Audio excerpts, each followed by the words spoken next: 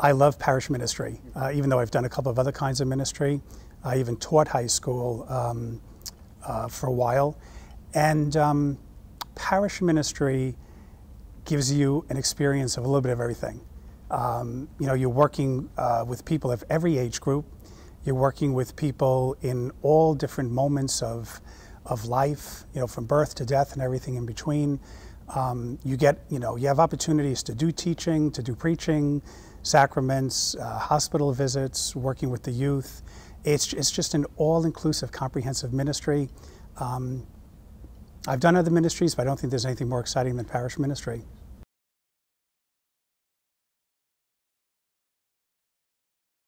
I have grown in my appreciation and my understanding of God's absolute fidelity to me. And I think that's been almost an overpowering experience of God for me.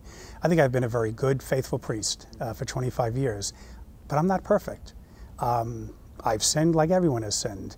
There are times when the busyness of ministry has kept me from praying as much as I should have, or perhaps times when I didn't do something as well as I could have. And yet, even in those times when perhaps I'm not as faithful to God as I could be and should be, God is absolutely, unconditionally faithful to me. And that's been a powerful experience of God that I've grown into over these years.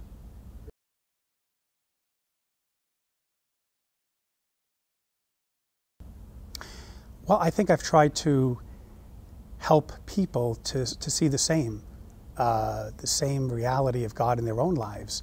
You know, to realize that, you know, they too, in moments of sin, in moments of alienation from God, in moments of not, you know, treating others the way that they should be, you know, to also help them to realize that God never gives up on them. Mm-hmm.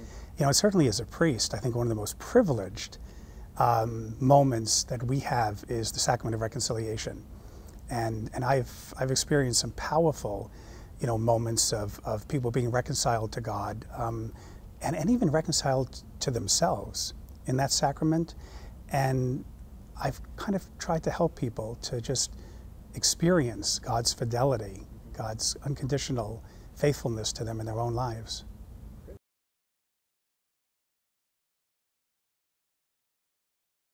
One, to trust in God. Mm-hmm. You know, to trust that if God is leading them in this direction, that they want to give it a try. Mm-hmm. And to also realize that this is the first step. And there will be plenty of time to discern that, you know, that vocation. And you're doing it with other young men, you know, who are discerning with you. And so you have a peer group, and you're able to, you know, kind of talk things out with them. You have your formators who are going to guide you. You have your spiritual director. So I would say, don't be afraid. Mm-hmm. Don't be afraid to give it a try and to trust in God's guidance, to trust in the Holy Spirit. And you have several years before you have to make a final decision.